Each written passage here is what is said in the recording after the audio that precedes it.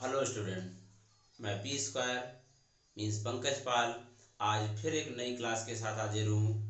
और हम लोग लास्ट वीडियो में स्टडी कर रहे थे द्रव्य एवं विकिरणों की द्वितीय प्रकृति, जिसके 2 लेक्चर हो चुके हैं और ये लेक्चर नंबर 3 है, मीन्स थर्ड लेक्चर है। और इस लेक्चर में हम स्टार्ट करेंगे प्रकाश वैद्युत धारा। जैसा कि आपको बताया कि थर्ड लेक्चर है, मतलब इसके पहले वाले में आप प्रकाश वैद्युत प्रभाव पढ़ चुके थे। प्रकाश वैद्युत प्रभाव क्या बताया गया था कि धातु पर प्रकाश आपतित किया जाता है, मेटल्स पर लाइट इंसिडेंट करेंगे तो उस मेटल से इलेक्ट्रॉन्स निकलने लगते हैं, इलेक्ट्रॉन इमिट होने लगते हैं और इस प्रोसेस को हम लोग फोटो इलेक्ट्रिक इफेक्ट कहते हैं। क्या बताया गया था बच्चों? जब किसी मेटल पर लाइट इंसिडेंट की जाती है तो उस मेटल से इलेक्ट्रॉन्स इमिट होने लगते हैं। इस प्रकार के प्रोसेस को हम लोग फोटो इलेक्ट्रिक इफेक्ट कहते हैं। तो ये आपने लास्ट हमारे लेक्चर में पढ़ा। अब आप लोग पढ़ेंगे प्रकाश वैद्युत धारा, फोटो इलेक्ट्रिक करंट। अब फोटो इलेक्ट्रिक करंट क्या है समझिए। ये एक मेटल है, ये भी एक मेटल है।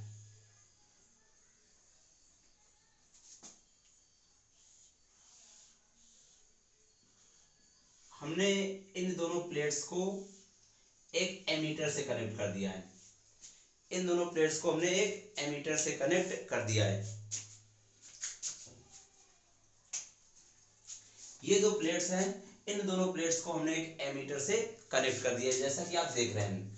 अब इस प्लेट को हम लोग कैथोड कंसीडर करें, सॉरी इस प्लेट को कैथोड कंसीडर करें, इस प्लेट को एनोड कंसीडर करें और कैथोड पर हाई फ्रीक्वेंसी लाइट इंसिडेंट करें। कैथोड पर हाई फ्रीक्वेंसी लाइट इंसिडेंट करें, high frequency light. High frequency light means उच्च आवृत्ति का प्रकाश, इसको हम कह सकते हैं इसके पास ऊर्जा ज्यादा है फोटोनों के पास इनमें। तो जब कैथोड पर हम लोग लाइट इंसिडेंट करेंगे तो इस कैथोड से इलेक्ट्रॉन्स का इमिशन स्टार्ट हो जाएगा, कैथोड से इलेक्ट्रॉन निकलने लगी। मतलब जब कैथोड पर बच्चों हम लोग प्रकाश आपतित करेंगे तो कैथोड से इलेक्ट्रॉन्स का इमिशन स्टार्ट हो जाएगा, मतलब इलेक्ट्रॉन निकलने लगेंगे। ये एनोड है, एनोड पर पॉजिटिव होता है, कैथोड पर नेगेटिव होता है। इलेक्ट्रॉन्स पर नेगेटिव, तो इन इलेक्ट्रॉन्स को एनोड अपनी ओर अट्रैक्ट कर लेगा। यह इलेक्ट्रॉन यहाँ से निकलेंगे तो मूव करते हुए एनोड के पास पहुंचेंगे और इनका सर्किट ऐसे कंप्लीट हो जाएगा। इलेक्ट्रॉन्स का जब सर्किट कंप्लीट हो जाएगा बच्चों, तो जब इलेक्ट्रॉन्स का सर्किट कंप्लीट होगा तो इलेक्ट्रॉन के मोशन के अपोजिट डायरेक्शन में, इलेक्ट्रॉन के मोशन के अपोजिट डायरेक्शन में एक करंट फ्लो होने लगेगी। इलेक्ट्रॉन ऐसे मूव कर रहे हैं, करंट ऐसे अपोजिट डायरेक्शन में एक करंट फ्लो होने लगती है। इस करंट को ही हम लोग फोटो इलेक्ट्रिक करंट कहते हैं, प्रकाश वैद्युत धारा कहते हैं। इसे बच्चों प्रकाश वैद्युत धारा कहेंगे। जब कैथोड पर उच्च आवृत्ति का प्रकाश आपतित किया जाता है, मतलब हाई फ्रीक्वेंसी लाइट को इंसिडेंट किया जाता है, तो कैथोड से इलेक्ट्रॉन्स का इमिशन स्टार्ट हो जाता है। कैथोड से इलेक्ट्रॉन्स का इमिशन स्टार्ट हो जाता है, मतलब इलेक्ट्रॉन निकलने लगते हैं बच्चों। तो इलेक्ट्रॉन निकलने लगते हैं और ये इलेक्ट्रॉन एनोड तक जाते हैं और इनका परिपथ पूर्ण हो जाता है। इस अवस्था में इलेक्ट्रॉनों की गति के कारण एक धारा प्रवाहित होती है परिपथ में, इस धारा को हम लोग प्रकाश वैद्युत धारा कहते हैं। तो आप कह सकते हैं ऐसे भी कि इलेक्ट्रॉन निकलने, अर्थात कौन सी घटना, ये प्रकाश वैद्युत प्रभाव। इलेक्ट्रॉन निकलने, हमें प्रकाश के कारण इलेक्ट्रॉन निकलने मतलब प्रकाश वैद्युत प्रभाव है। अब बात आती है कि इलेक्ट्रॉन निकलने प्रकाश वैद्युत प्रभाव और प्रकाश वैद्युत प्रभाव की घटना में धारा प्रवाहित हो रही है। प्रकाश वैद्युत प्रभाव की घटना में धारा प्रवाहित हो रही, तो आप कह सकते हैं कि प्रकाश वैद्युत प्रभाव की घटना में, प्रकाश वैद्युत प्रभाव की घटना में किसी परिपथ में प्रवाहित होने वाली धारा को प्रकाश वैद्युत धारा कहते हैं। क्या बताया गया? प्रकाश वैद्युत प्रभाव की घटना में किसी परिपथ में प्रवाहित होने वाली धारा को प्रकाश वैद्युत धारा कहते हैं। Means current flown in the circuit, in photoelectric emission, in photoelectric emission is known as photoelectric current। यानी फोटो इलेक्ट्रिक इमिशन में जो सर्किट में करंट फ्लो होती है उस करंट को हम लोग फोटो इलेक्ट्रिक करंट कहते हैं। कौन सी इमिशन में? फोटो इलेक्ट्रिक इमिशन में या फोटो इलेक्ट्रिक इफेक्ट में। फोटो इलेक्ट्रिक इफेक्ट में किसी सर्किट में जो करंट फ्लो होती है उस करंट को हम लोग फोटो इलेक्ट्रिक करंट कहते हैं। प्रकाश वैद्युत प्रभाव की घटना में किसी परिपथ में प्रवाहित होने धारा को बेटा प्रकाश वैद्युत धारा कहते हैं। अब बात आती है, समझिए,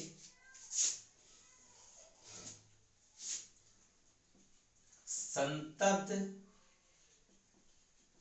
या निरोधी विभव, इसको कहते हैं कट ऑफ और थ्रेशोल्ड वोल्टेज। कट ऑफ और थ्रेशोल्ड वोल्टेज क्या है, समझिए बच्चों। अभी आपने पढ़ा कि कैथोड, दो इलेक्ट्रोड, आपने जैसा सभी लोग जानते हैं कि दो इलेक्ट्रोड्स होते हैं, एक होता है भैया कैथोड और दूसरा होता है एनोड। दो इलेक्ट्रोड्स होते हैं, एक कैथोड और एक एनोड। कैथोड पर नेगेटिव चार्ज होता है और एनोड पर पॉजिटिव चार्ज होता है। तो आपने पढ़ा कि कैथोड पर जब हाई फ्रीक्वेंसी का लाइट इंसिडेंट किया जाएगा, कैथोड पर हाई फ्रीक्वेंसी का लाइट इंसिडेंट किया जाएगा तो कैथोड से इलेक्ट्रॉन इमिट होने लगेंगे, कैथोड से इलेक्ट्रॉन इमिट होने लगेंगे और इलेक्ट्रॉन एनोड के पास जाकर सर्किट को कंप्लीट करेंगे और करंट फ्लो होने लगेगी। इस करंट को हम लोग फोटोइलेक्ट्रिक करंट कहते हैं। अब बात आती है संतप्त या निरोधी विभव क्या है। यहाँ आपने पढ़ा कि इलेक्ट्रॉन एनोड के पास जा रहे हैं तभी ये करंट फ्लो हो रही है, ये इलेक्ट्रॉन एनोड के पास जा रहे हैं तो करंट फ्लो हो रही है। कुछ ऐसा अरेंजमेंट किया जाए, कुछ ऐसा किया जाए कि ये इलेक्ट्रॉन एनोड के पास पहुंच ही ना पाए। कुछ ऐसा अरेंजमेंट यहाँ पर करें हम कि ये इलेक्ट्रॉन एनोड के पास पहुंच ही ना पाए। तो क्या करो, एनोड को एक ऐसा नेगेटिव पोटेंशियल दे दें, एनोड को एक नेगेटिव पोटेंशियल मतलब ऋण विभव दे दें, जिससे क्या होगा, इलेक्ट्रॉन पर भी नेगेटिव और एनोड को हमने नेगेटिव पोटेंशियल दे दिया है, एनोड को नेगेटिव पोटेंशियल दे दिया तो इलेक्ट्रॉन पर भी नेगेटिव और यहाँ एनोड पर भी नेगेटिव आ गया तो नेगेटिव नेगेटिव रिपल्सन का वर्क करेगा। कुल मिला के इलेक्ट्रॉन यहाँ पर आ नहीं पाएंगे, प्रतिकर्षण बल कार्य करेगा। तो वह न्यूनतम ऋण विभव, संतप्त विभव क्या है, इस न्यूनतम ऋण विभव को ही हम लोग संतप्त विभव कहेंगे। भाई कहा गया है कि नेगेटिव पोटेंशियल दे रहे हैं तो इस नेगेटिव पोटेंशियल को हम लोग क्या कहेंगे, कट ऑफ पोटेंशियल या थ्रेशोल्ड वोल्टेज कहेंगे। अब बात आती है, सुनिएगा कैसे डिफाइन करेंगे कि एनोड प्लेट को दिया गया, किसको बच्चों, एनोड प्लेट को दिया गया वह न्यूनतम ऋण विभव, वह न्यूनतम ऋण विभव जिस पर प्रकाश विद्युत धारा का मान शून्य हो जाता है। ये क्यों, क्योंकि जब इलेक्ट्रॉन यहाँ पर पहुंचेंगे नहीं, ऐसे सर्किट में फ्लो नहीं होंगे तो करंट भी फ्लो नहीं हो पाएगी। तो वह न्यूनतम ऋण विभव जिस पर प्रकाश विद्युत धारा का मान 0 हो जाता है, क्या हो जाता है, 0 हो जाता है, प्रकाश विद्युत धारा का मान 0 हो जाता है, उस न्यूनतम विभव को हम लोग निरोधी विभव या संतप्त विभव कहते हैं। मींस आ मिनिमम नेगेटिव पोटेंशियल, नेगेटिव होगा याद रखिएगा, क्यों पॉजिटिव होगा तो और तेजी से इलेक्ट्रॉन अट्रैक्ट होंगे। तो a minimum negative potential given to anode, a minimum negative potential given to anode at which photoelectric current becomes zero, photoelectric current becomes zero is known as cut off or threshold voltage। यानी न्यूनतम ऋण विभव जिस पर प्रकाश विद्युत धारा का मान शून्य हो जाता है उस न्यूनतम विभव को हम लोग क्या कहते हैं, संतप्त या निरोधी विभव कहते हैं। अब बात आती है, समझिएगा, सता इसको किससे इंडिकेट करते हैं, तो इसको Vc से और V0 से इंडिकेट करते हैं। कट ऑफ वोल्टेज को Vc या V0 से इंडिकेट करते हैं। V voltage, C cut off, तो इसे Vc या V0 से इंडिकेट किया जाता है। और इस कंडीशन में कट ऑफ वोल्टेज की कंडीशन पर जो इलेक्ट्रॉन है, इस इलेक्ट्रॉन की काइनेटिक एनर्जी मतलब गतिज ऊर्जा का सूत्र होगा kinetic energy of electron, kinetic energy of electron इस कंडीशन में, कट ऑफ वोल्टेज की कंडीशन में इलेक्ट्रॉन की गतिज ऊर्जा का सूत्र होगा बच्चों E K is equal to EVC। E K is equal to EVC। E charge of electron, electron का आवेश है बच्चों, और VC जिसको आप लोग कहते हैं कट ऑफ वोल्टेज मतलब संतप्त विभव कहते हैं। यहां पर एक और फार्मूला इसका बन सकता है E K kinetic energy of electron मतलब E K is equal to half mv max square. मतलब ये वेग जो होगा वो अधिकतम होगा, क्योंकि गतिज ऊर्जा अधिकतम, इससे ज्यादा नहीं, क्योंकि अगर और ज्यादा भाई v मैक्स क्यों होगा, वेग अधिकतम होगा, इससे ज्यादा नहीं, क्योंकि इससे अगर ज्यादा और वेग होगा तो गतिज ऊर्जा ज्यादा हो सकता है इलेक्ट्रॉन इधर चला जाए। गतिज ऊर्जा ज्यादा होने पर काइनेटिक एनर्जी ज्यादा होने पर इलेक्ट्रॉन इधर चला जाए, तो करंट जीरो नहीं हो पाएगी। तो ये वेग मैक्सिमम होता है, इससे ज्यादा नहीं, ज्यादा होने पर काइनेटिक एनर्जी इंक्रीज हो जाएगी। तो आपको दो टॉपिक बताया गया, प्रकाश विद्युत धारा और संतप्त विभव। प्रकाश विद्युत धारा कैथोड पर लाइट इंसिडेंट करते हैं, इलेक्ट्रॉन निकलते हैं, इलेक्ट्रॉनों का सर्किट कंप्लीट होता है और इस कंडीशन में एक करंट फ्लो होती है, इस करंट को हम लोग फोटोइलेक्ट्रिक करंट कहते हैं। संतप्त या निरोधी विभव क्या है कि इन इलेक्ट्रॉन्स को रोकने के लिए एनोड को एक नेगेटिव पोटेंशियल देना पड़ेगा, तो वह नेगेटिव पोटेंशियल जिस पर करंट क्या हो जाती है, जीरो हो जाती है, उस नेगेटिव पोटेंशियल को हम लोग संतप्त या निरोधी विभव कहते हैं। ये मिनिमम है भैया, ठीक।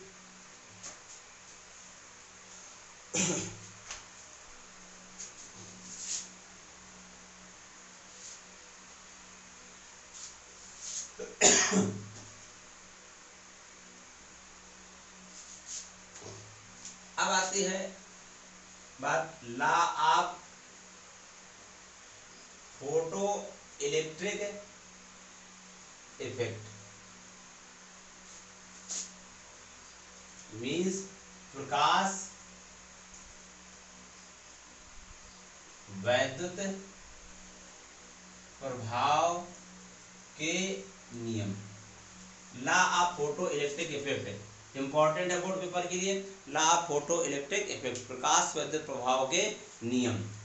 तो प्रकाश वैद्युत नियम प्रभाव के नियमों को स्टडी करना, तो सबसे पहले सुनिएगा, सबसे पहला नियम एक एग्जांपल समझिए, फिर उसकी स्टडी करते हैं। ये एक मेटल है, धातु है, ये एक इलेक्ट्रॉन है।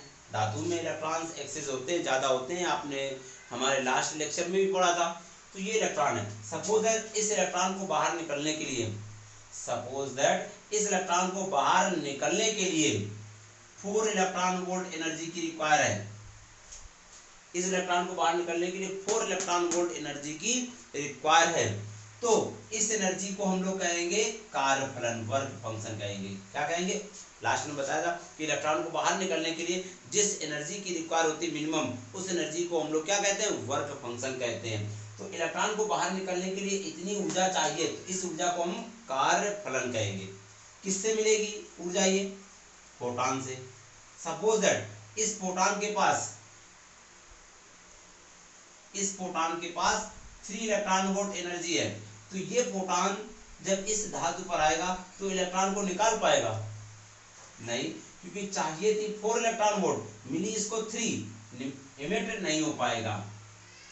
मान लीजिए फोटॉन के पास 4 इलेक्ट्रॉन वोल्ट एनर्जी है, क्या होगा, अब इसको चाहिए थी 4, इसके पास भी 4, तो आसानी से ये निकल जाएगा, क्योंकि 4 चाहिए थी और 4 ही मिल गई, तो ये आसानी से निकल जाएगा।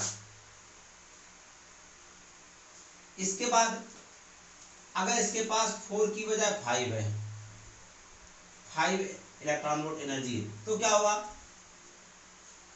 निकल भी जाएगा, ये इलेक्ट्रॉन निकल भी जाएगा, 4 तो निकलने में खर्च कर देगा और फिर भी एक बची रहेगी। 5 की बजाय इसके पास अगर 6 है, फोटॉन के पास 6 इलेक्ट्रॉन वोल्ट एनर्जी है, तो क्या होगा बच्चों, यहाँ पर 4 तो निकलने में खर्च कर देगा, 4 निकलने में खर्च कर देगा, अभी भी 2 बची है, तो 2 इलेक्ट्रॉन वोल्ट। कुल मिला के देख रहे हैं कि जैसे जैसे ये फोटॉन की एनर्जी है और ये इलेक्ट्रॉन की जो बच गई है, निकलने के बाद जो एनर्जी बच गई, पहले 3 थी फोटॉन की एनर्जी, तो निकल ही नहीं रहा था, 4 में निकल रहा, लेकिन बची कितनी, 0 बच्चों, 5 में निकल तो रहा है 1 बची, 6 में निकल भी रहा है 2 बची। तो आप देख रहे हैं कि फोटॉन की एनर्जी बढ़ने पर, फोटॉन की एनर्जी बढ़ने पर इलेक्ट्रॉन की भी काइनेटिक एनर्जी बढ़ जा रही है। यानी फोटॉन की अगर काइनेटिक एनर्जी बढ़ रही है, फोटॉन की काइनेटिक एनर्जी बढ़ रही तो इलेक्ट्रॉन की भी काइनेटिक एनर्जी बढ़ जाती है। और लास्ट टर्म में पढ़ा था कि फोटॉन की एनर्जी जो होती है उसकी फ्रीक्वेंसी आवृत्ति के अनुक्रमणपाती होती है। फोटॉन की जो ऊर्जा होती है उसकी आवृत्ति के अनुक्रमणपाती होती है। कहने का मतलब ये कि फोटॉन की ऊर्जा तो तभी बढ़ेगी जब आपको आवृत्ति बढ़े, फोटॉन की क्या बढ़े, आवृत्ति फ्रीक्वेंसी बढ़े तो फोटॉन की एनर्जी बढ़ेगी। और जब फोटॉन की एनर्जी बढ़ेगी तो आपको इलेक्ट्रॉन की भी एनर्जी बढ़ जाएगी। नहीं समझा? फोटॉन की एनर्जी कब बढ़ेगी? जब फ्रीक्वेंसी बढ़ेगी, फ्रीक्वेंसी बढ़ेगी और फ्रीक्वेंसी बढ़ेगी तो फोटॉन की एनर्जी बढ़ेगी और फोटॉन की एनर्जी बढ़ेगी तो काइनेटिक एनर्जी इलेक्ट्रॉन की भी बढ़ जाएगी। तो आप कह सकते हैं पहला रूल है कि किसी भी धातु के पृष्ठ से उत्सर्जित इलेक्ट्रॉन की जो गतिज ऊर्जा है, इलेक्ट्रॉन की जो इलेक्ट्रॉन निकल रहा बच्चों, इलेक्ट्रॉन की जो गतिज ऊर्जा है वो आपतित फोटॉन की आवृत्ति पर डिपेंड करती है। आपतित फोटॉन की आवृत्ति अभी भी नहीं समझे बच्चों, चलो कोई बात नहीं, समझिए। इसको ऐसे कह सकते इंग्लिश में emitted kinetic energy of kinetic energy of electron is directly proportional to frequency of photon, frequency of photon. यानी kinetic energy E K, electron की काइनेटिक एनर्जी जो है फ्रीक्वेंसी पर डिपेंड करती है। फिर से समझते हैं, आपने पढ़ा कि फोटॉन की ऊर्जा आवृत्ति के अनुपाती है, यानी फ्रीक्वेंसी बढ़ाएंगे तो फोटॉन की एनर्जी बढ़ेगी, फ्रीक्वेंसी बढ़ाएंगे तो फोटॉन की एनर्जी बढ़ेगी। और फोटॉन की एनर्जी बढ़ेगी तो आप इस कैलकुलेशन के बेस पर देख रहे हैं कि फोटॉन की एनर्जी बढ़ेगी तो इलेक्ट्रॉन की भी एनर्जी बढ़ जाएगी। तो फोटॉन की एनर्जी बढ़ेगी तो इलेक्ट्रॉन की भी एनर्जी बढ़ेगी। और फोटॉन की एनर्जी कब बढ़ेगी? जब फ्रीक्वेंसी को मिला के फ्रीक्वेंसी बढ़ाकर हम कह सकते हैं, फ्रीक्वेंसी को बढ़ाकर हम डायरेक्ट एनर्जी को बढ़ा सकते हैं, इलेक्ट्रॉन की एनर्जी को बढ़ा सकते हैं। आवृत्ति को बढ़ाकर इलेक्ट्रॉन की एनर्जी को हम बढ़ा सकते हैं। तो वही हमने कहा कि जो इलेक्ट्रॉन निकल रहा है, पहला रूल है कि जो इलेक्ट्रॉन निकल रहा है वो इलेक्ट्रॉन की जो गतिज ऊर्जा है, kinetic energy of emitted electron is depend on frequency of photon. जितनी ज्यादा फोटॉन की फ्रीक्वेंसी होगी, फोटॉन की फ्रीक्वेंसी ज्यादा होगी तो फोटॉन की ऊर्जा ज्यादा होगी और इलेक्ट्रॉन को भी उतनी तीव्रता के साथ निकालेगा। तो पहला रूल है कि किसी भी धातु के पृष्ठ से उत्सर्जित होने वाला इलेक्ट्रॉन, उत्सर्जित होने वाले इलेक्ट्रॉन की गतिज ऊर्जा, उत्सर्जित होने वाले इलेक्ट्रॉन की गतिज ऊर्जा जो है वो फोटॉन की फ्रीक्वेंसी पर डिपेंड करती है, यानी आपके फोटॉन की आवृत्ति पर डिपेंड करती है। यानी काइनेटिक एनर्जी जो होती है वो फ्रीक्वेंसी पर डिपेंड करती है। किस पर डिपेंड करती है? फ्रीक्वेंसी पर डिपेंड करती है। फ्रीक्वेंसी बढ़ाओगे तो निकल रहे इलेक्ट्रॉन की काइनेटिक एनर्जी भी बढ़ जाएगी। दूसरे रूल की बात करते हैं, दूसरे रूल की बात करते हैं। पहला रूल तो समझ में कि फोटॉन की जो इलेक्ट्रॉन की जो गतिज ऊर्जा है वो फोटॉन की फ्रीक्वेंसी पर डिपेंड करती है। दूसरे रूल की ओर चलते हैं हम लोग। ये एक मेटल है, इसमें बहुत से इलेक्ट्रॉन पाए जाते हैं। हमने प्रकाश आपतित किया, ये फोटॉन है प्रकाश में। इस फोटॉन के पास इतनी सफिशिएंट एनर्जी है, इस फोटॉन के पास इतनी सफिशिएंट एनर्जी है कि इलेक्ट्रॉन को ये निकाल सकता है। इतनी सफिशिएंट एनर्जी है, जितने फोटॉन यहाँ पर हम इंसिडेंट करेंगे भैया उनके पास मान लेते हैं कि इतनी सफिशिएंट एनर्जी है कि इलेक्ट्रॉन को निकाल सकता है। तो ये बताओ जब ये फोटॉन आएगा तो कितने इलेक्ट्रॉन मैक्सिमम निकल सकते हैं? 1 2 3 कितने? 1। मान लीजिए इस इलेक्ट्रॉन को निकलने के लिए 4 चाहिए, इसके पास 10 है, तो ऐसा बच्चों बिल्कुल नहीं होता कि 10 है इसके पास एनर्जी, ये 4 इसको दे दे, 4 इसको दे दे, बाकी बची 2 तुम ले लो। ऐसा नहीं होगा। एक फोटॉन अपनी टोटल एनर्जी, एक फोटॉन बच्चों, एक फोटॉन अपनी टोटल एनर्जी एक ही इलेक्ट्रॉन को दे देता है। उसके बाद उसके बाद इलेक्ट्रॉन चाहे इस एनर्जी का कुछ भी करे, कुछ भी करे। बैंक ने आपको लोन दे दिया, आप उससे जुआ खेलो, ठीक, आप कारोबार करो, कुछ भी करो, वो आपकी प्रॉब्लम है। फोटॉन ने अपनी एनर्जी इस इलेक्ट्रॉन को दे दी, इलेक्ट्रॉन को दे दी, तो 10 एनर्जी मिली, तो ये इलेक्ट्रॉन 4 तो निकलने में खर्च कर देगा, बाकी जो 6 बचेगी इसी में इलेक्ट्रॉन में ही काइनेटिक एनर्जी होगी, मतलब इलेक्ट्रॉन इतनी एनर्जी लेकर मूव करेगा, कहीं भी कर सकता है। कहने का मतलब ये अब इसके पास हमने कहा सफिशिएंट एनर्जी थी कि इलेक्ट्रॉन को निकाल सके, तो कितने इलेक्ट्रॉन मैक्सिमम निकल सकते हैं? एक। क्यों? क्योंकि एक फोटॉन आ रहा है तो एक ही मैक्सिमम इलेक्ट्रॉन निकल सकता है। और फोटॉन बढ़ा दीजिए, 2 फोटॉन, तो मैक्सिमम 2 इलेक्ट्रॉन निकल सकते हैं। अगर हम जितनी ज्यादा फोटॉन की संख्या बढ़ाएंगे, हम पहले ही कह चुके हैं कि इन फोटॉनों के पास इतनी सफिशिएंट एनर्जी है कि ये इलेक्ट्रॉन को निकाल सकते हैं। तो जितने ज्यादा हम फोटॉन गिराएंगे इस धातु पर, जितने ज्यादा फोटॉन गिराएंगे उतने ज्यादा इलेक्ट्रॉन निकलेंगे बच्चों।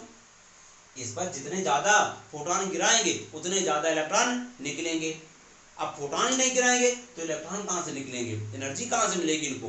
तो दूसरा रूल यही है कि जितने ज्यादा फोटॉन आएंगे उतने ही ज्यादा इलेक्ट्रॉन निकलेंगे। जितने ज्यादा फोटॉन आएंगे बच्चों तो उतने ज्यादा इलेक्ट्रॉन निकलेंगे। मतलब दूसरा रूल ये है कि जो नंबर ऑफ इमिटेड इलेक्ट्रॉन है, मतलब इलेक्ट्रॉन की संख्या, जो निकलने वाले इलेक्ट्रॉनों की संख्या है वो इंटेंसिटी पर डिपेंड करती है। इंटेंसिटी ऑफ फोटॉन, ये क्या होता है बच्चों? ये तीव्रता होती है। यानी इलेक्ट्रॉन की संख्या जो है, इलेक्ट्रॉन की संख्या जो है वो प्रकाश की तीव्रता, मतलब फोटॉन की तीव्रता पर डिपेंड करती है। प्रकाश या फोटॉन बात एक ही है, तो फोटॉन की तीव्रता पर डिपेंड करती है। तीव्रता का मतलब यहाँ पर होगा मात्रा, क्वांटिटी से। तीव्रता का मतलब यहाँ पर मात्रा या क्वांटिटी से। तो दूसरा रूल है कि इलेक्ट्रॉनों की जो संख्या है वो आपतित प्रकाश की तीव्रता पर डिपेंड करती है। किस पर डिपेंड करती है? आपतित प्रकाश की तीव्रता पर। कहने का मतलब जितनी ज्यादा तीव्रता का प्रकाश आएगा उतने ही ज्यादा इलेक्ट्रॉन निकलेंगे। दूसरा रूल हो गया। तीसरे रूल की बात करते हैं। अब बात आती है कि मान लीजिए जो फोटॉन आ रहा है उसकी हम लोग फ्रीक्वेंसी ना बढ़ाएं, फ्रीक्वेंसी ना बढ़ाएं। मान लीजिए अभी हमने दिए गए हमारे एग्जांपल में हमने इसको निकलने के लिए कितनी एनर्जी मानी थी? 4। इसके पास कितनी आई थी भैया? 10 थी। अब सभी में इन इलेक्ट्रॉनों, मान लीजिए सभी इलेक्ट्रॉनों को निकलने के लिए, सभी इलेक्ट्रॉन्स को निकलने के लिए 4 4 4 4 ही एनर्जी चाहिए। सबके पास, हर फोटॉन के पास 10 एनर्जी है, मतलब 10 एनर्जी बराबर है, सबकी आवृत्ति भी बराबर होगी। एनर्जी फोटॉनों की बराबर है, इन फोटॉनों की एनर्जी बराबर है, तो सबकी एनर्जी बराबर, इसका मतलब फ्रीक्वेंसी भी सबकी बराबर होगी, तभी एनर्जी बराबर है। ऊर्जा इन फोटॉन की बराबर है, इसका मतलब आवृत्ति भी बराबर है। ऊर्जा बराबर तो आवृत्ति भी बराबर है। मतलब आवृत्ति ना तो हम लोग चेंज कर रहे हैं, ना तो प्लस कर रहे हैं, ना माइनस कर रहे हैं। मतलब आवृत्ति ना तो बढ़ा रहे हैं, ना तो घटा रहे हैं। फ्रीक्वेंसी ना तो इंक्रीज कर रहे हैं, ना डिक्रीज कर रहे हैं। तो बताओ जो इलेक्ट्रॉन निकलेगा इसकी एनर्जी कितनी होगी? 6। इस इलेक्ट्रॉन की एनर्जी कितनी होगी? 10 थी, 4 तो निकलने में खर्च कर देगा, 6। आप देख रहे हैं हर इलेक्ट्रॉन की एनर्जी सेम है। क्यों? क्योंकि हम फ्रीक्वेंसी ना तो इंक्रीज कर रहे हैं, ना तो डिक्रीज कर रहे हैं। मतलब आवृत्ति ना तो बढ़ा रहे हैं, ना तो घटा रहे हैं। कहने का मतलब ये हुआ कि ये जो इलेक्ट्रॉन की, हाँ लेकिन एक बात और है कि यहाँ पर हमने पहले एक फोटॉन डाला था तब भी 6 है, काइनेटिक एनर्जी 6 है। 2 फोटॉन डाले तब भी काइनेटिक एनर्जी 6, किसकी? इलेक्ट्रॉन की। तो फोटॉनों की संख्या में तीव्रता बढ़ाने पर, तीव्रता, प्रकाश की तीव्रता, फोटॉनों की तीव्रता बढ़ाने पर, इंटेंसिटी बढ़ाने पर इलेक्ट्रॉनों की नंबर तो बढ़ रही है। फोटॉनों की इंटेंसिटी बढ़ाने पर इलेक्ट्रॉनों की नंबर तो बढ़ रही है, इलेक्ट्रॉन्स की नंबर तो बढ़ रही है, लेकिन जितने भी इलेक्ट्रॉन्स बच्चों इमिट हो रहे हैं सभी इलेक्ट्रॉन्स की जो काइनेटिक एनर्जी है वो सेम होगी, क्योंकि हम लोग फ्रीक्वेंसी चेंज नहीं करें। फ्रीक्वेंसी वही है, तो जब फ्रीक्वेंसी वही है तो एनर्जी भी वही होगी। मतलब अगर तीव्रता बढ़ाएं तो गतिज ऊर्जा पर कोई प्रभाव नहीं पड़ता है, फ्रीक्वेंसी सेम अगर है। तो तीसरा रूल है कि जो उत्सर्जित इलेक्ट्रॉन की काइनेटिक एनर्जी है, kinetic energy of electron does not depend on intensity of photon.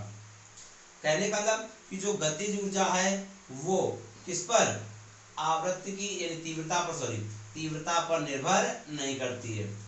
गतिज ऊर्जा जो है तो तीव्रता पर निर्भर नहीं करती, मतलब तीव्रता बढ़ाएंगे, तीव्रता का तो मात्रा बढ़ाएंगे तो मात्रा ही बढ़ेगी। मतलब क्या हुआ कि क्वांटिटी अगर बढ़ाएंगे, प्रकाश की क्वांटिटी को बढ़ाएंगे तो इलेक्ट्रॉनों की क्वांटिटी तो बढ़ जाएगी, लेकिन निकलने वाले इलेक्ट्रॉनों की ऊर्जा सेम रहेगी, वो नहीं बढ़ेगी। मतलब आवृत्ति बढ़ाने पर ही ऊर्जा बढ़ती थी, तो जब आवृत्ति नहीं बढ़ा रहे हैं लेकिन क्वांटिटी बढ़ा रहे हैं, ज्यादा फोटॉन डाल रहे हैं, तो ज्यादा इलेक्ट्रॉन तो निकलेंगे, लेकिन निकलने वाले इलेक्ट्रॉनों की जो एनर्जी है वो सेम रहेगी। तो गतिज ऊर्जा जो है वो तीव्रता पर निर्भर नहीं करती। तीसरा रूल हो गया।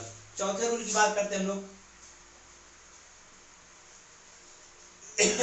कल देरी आवृत्ति आपने पढ़ा था। देरी आवृत्ति क्या कि न्यूनतम आवृत्ति जो इलेक्ट्रॉन को निकाल सकती है उसे देरी आवृत्ति कहते हैं। Minimum frequency that can emit electron is known as threshold frequency. मतलब देरी आवृत्ति से कम आवृत्ति करेंगे तो इलेक्ट्रॉन निकलता नहीं है। यही आपको फोर्थ रूल है कि यदि ये इलेक्ट्रॉन है, आने वाले फोटॉन की आवृत्ति एक निश्चित आवृत्ति से कम है। आने वाले फोटॉन की आने वाले फोटॉन की आवृत्ति एक निश्चित आवृत्ति से कम है तो इलेक्ट्रॉन का उत्सर्जन नहीं होता है। क्या बताएगा बच्चों, अगर आने वाले फोटॉन की आवृत्ति एक निश्चित आवृत्ति से कम है तो इलेक्ट्रॉन नहीं निकाल पाएंगे। क्यों नहीं निकाल पाएंगे? क्योंकि आवृत्ति कम है तो ऊर्जा भी कम होगी और इलेक्ट्रॉनों को ऊर्जा मिल नहीं पाएगी सफिशिएंट। आवृत्ति कम है तो फोटॉन की ऊर्जा भी कम होगी, और जब फोटॉन के पास कम ऊर्जा है तो इलेक्ट्रॉन को सफिशिएंट एनर्जी नहीं दे पाएंगे तो इलेक्ट्रॉन नहीं निकल पाएंगे। तो फोर्थ रूल यही है कि यदि आपतित प्रकाश की यानी फोटॉन और प्रकाश एक ही वर्ड है, मतलब तो आने वाले प्रकाश की अगर आवृत्ति कम है, निश्चित आवृत्ति से कम है, तो इलेक्ट्रॉन का उत्सर्जन नहीं हो पाता। मतलब कहने का ये मीन्स हुआ कि अगर आवृत्ति देरी आवृत्ति से कम है तो इलेक्ट्रॉनों का उत्सर्जन नहीं होता है। यानी if frequency of incident light, frequency जो है वो थ्रेशोल्ड फ्रीक्वेंसी से लेस है। थ्रेशोल्ड फ्रीक्वेंसी से लेस है। ये क्या है? लेस है। अगर फ्रीक्वेंसी थ्रेशोल्ड फ्रीक्वेंसी से लेस है तो इलेक्ट्रॉन का इमिशन नहीं होगा। यानी आवृत्ति जो है, आने वाले प्रकाश की आवृत्ति देरी आवृत्ति से कम है, प्रकाश की आवृत्ति देरी आवृत्ति से कम है तो इलेक्ट्रॉन का उत्सर्जन नहीं होगा, क्योंकि इलेक्ट्रॉन को पर्याप्त एनर्जी मिल नहीं पाएगी। ये चौथा रूल है। और पांचवा रूल है बच्चों कि प्रकाश लाइट के आने, धातु पर, ये मेटल है मान लीजिए, धातु पर प्रकाश के आने और इससे इलेक्ट्रॉन के निकलने के बीच कोई भी टाइम लैग नहीं होता। मतलब कोई समय पश्चता नहीं होती। जैसे ही प्रकाश आता है तुरंत इलेक्ट्रॉन निकलने लगते हैं। वो कहने का मतलब कि धातु पर प्रकाश के आपतन और इलेक्ट्रॉन के उत्सर्जन, धातु पर प्रकाश के आपतन और इलेक्ट्रॉन के उत्सर्जन के बीच कोई समय पश्चता नहीं होती है। मीन्स जैसे ही प्रकाश आता है तुरंत इलेक्ट्रॉन उत्सर्जित होने लगते हैं। तो ये 5 रूल हैं आपके फोटोइलेक्ट्रिक इफेक्ट के में। सबसे पहला रूल क्या है बच्चों? पहला रूल है कि जो इलेक्ट्रॉन निकल रहा है उसकी काइनेटिक एनर्जी जो है, गतिज ऊर्जा, जो इलेक्ट्रॉन निकल रहा है उसकी गतिज ऊर्जा मतलब काइनेटिक एनर्जी जो है वो फ्रीक्वेंसी पर डिपेंड करती है। फ्रीक्वेंसी मतलब आवृत्ति पर डिपेंड करती है। आवृत्ति बढ़ाओगे फ्रीक्वेंसी बढ़ जाएगी, मतलब और काइनेटिक एनर्जी बढ़ जाएगी। दूसरा कि जो इलेक्ट्रॉनों की संख्या है वो तीव्रता पर डिपेंड करती है, मतलब मात्रा पर डिपेंड करती है। ज्यादा फोटॉन तो ज्यादा इलेक्ट्रॉन, यानी इंटेंसिटी बढ़ाओगे तो नंबर बढ़ जाएगी। तीसरा है इंटेंसिटी बढ़ाने पर नंबर बढ़ जाएगी लेकिन काइनेटिक एनर्जी पर कोई इफेक्ट नहीं होगा, यानी काइनेटिक एनर्जी इंटेंसिटी पर डिपेंड नहीं करती है। चौथा, आने वाले प्रकाश की आवृत्ति एक निश्चित आवृत्ति से कम है तो इलेक्ट्रॉन निकलते नहीं है और इस निश्चित आवृत्ति को देरी आवृत्ति कहते हैं। पांचवा, जैसे इलेक्ट्रॉन प्रकाश आपतित होता है तुरंत इलेक्ट्रॉन उत्सर्जित होने लगते हैं। तो ये आपको बताया गया फोटो इलेक्ट्रिक इफेक्ट के 5 rule.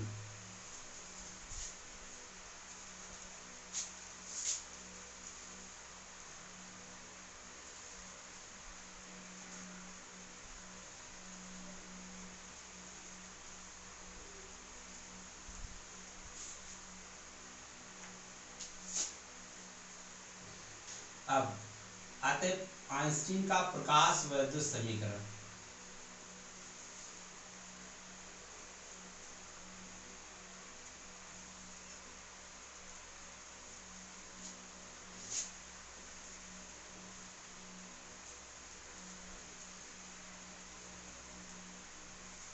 Einstein photo electric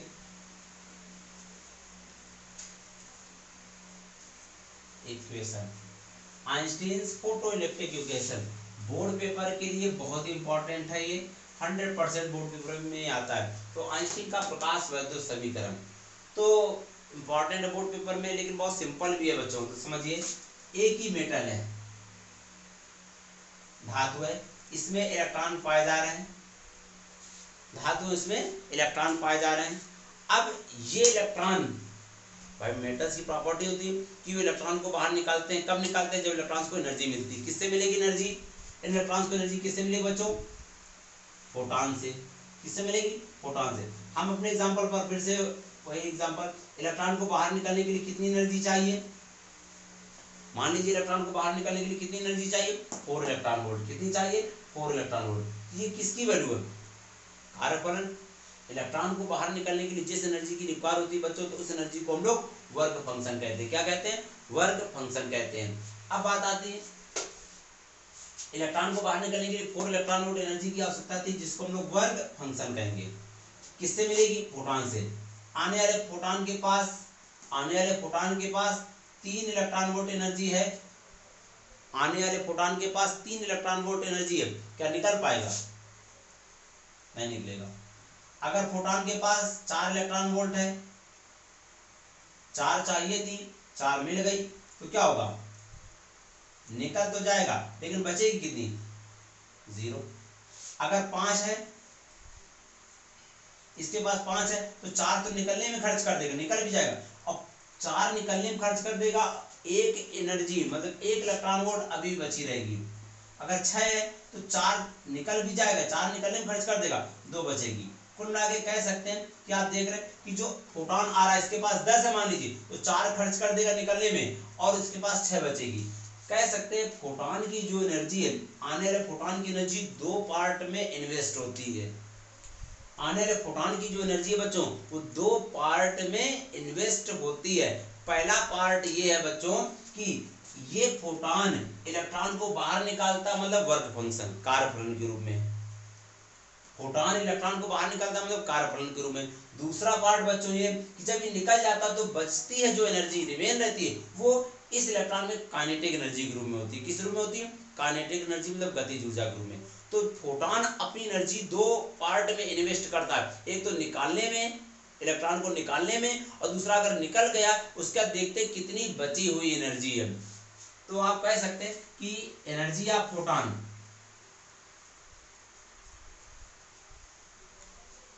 energy of photon 2 part में डिवाइड होती है। एनर्जी ऑफ फोटॉन 2 पार्ट में डिवाइड होती है। तो energy in emission of electron, जिसको आप कहते हैं वर्क फंक्शन।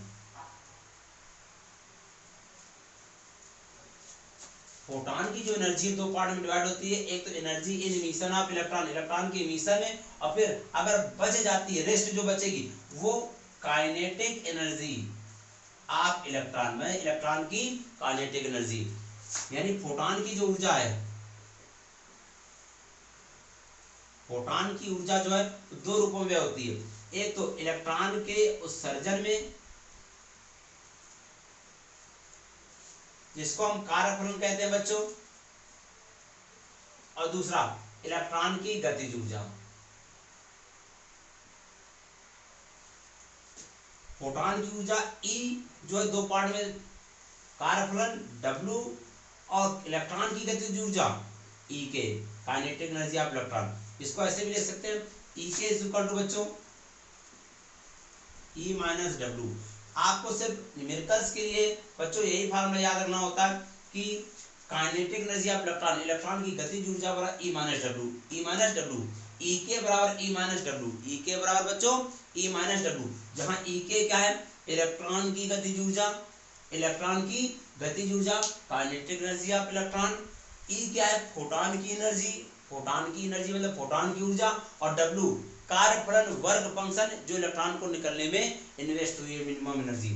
आप मेन फार्मूला तो ये E के बराबर E माइनस W याद रखना है, E के बराबर E माइनस W। इस फार्मूले को आप कई रूपों में अरेंज कर सकते हैं। ये जो मेन फार्मूला आ गया, इस फार्मूले को कई रूपों में अरेंज कर सकते हैं। जैसे कि सबसे पहला पॉइंट है बच्चों, आप चाहें तो E की जगह, E फोटॉन की ऊर्जा hν होता है। हमने लास्ट लेक्चर में बताया था। अगर जिन्होंने पहला और दूसरा लेक्चर ना देखा हो तो प्लीज उसे देख लें, तभी आपको आगे ये टॉपिक समझ में आएंगे अच्छी तरह। सीधे से आप सारे लेक्चर्स को देखिए और सब्सक्राइब जरूर करें चैनल को। तो E K is equal to E minus W, E is equal to hν, E is equal to hν पढ़ा है तो आप रख सकते हैं E K is equal to क्या आ जाएगा, E K is equal to, E की जगह हम hν ले सकते हैं माइनस W, माइनस W। आप चाहें तो W की जगह hν नॉट लिख सकते हैं। तो E K is equal to क्या आ जाएगा बच्चों, E माइनस hν बना रहने दीजिए और W की जगह hν नॉट।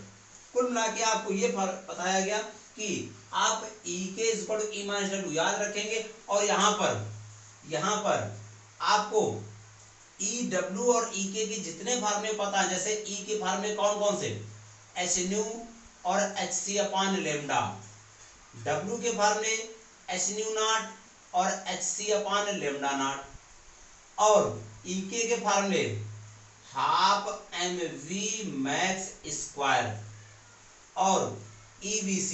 जितने फार्मूले आते हैं वो फार्मूले यहाँ पर रख करके फार्मूले रख करके बना सकते हैं। आपको मेन फार्मूला यही याद रखना है। तो क्लियर है कि जब फोटॉन आता है तो अपनी एनर्जी दो पार्ट में इन्वेस्ट करता है, पहले तो निकलने में इलेक्ट्रॉन के, और दूसरे जो निकलने के बाद बच जाती है वो काइनेटिक एनर्जी मतलब गतिज ऊर्जा के रूप में।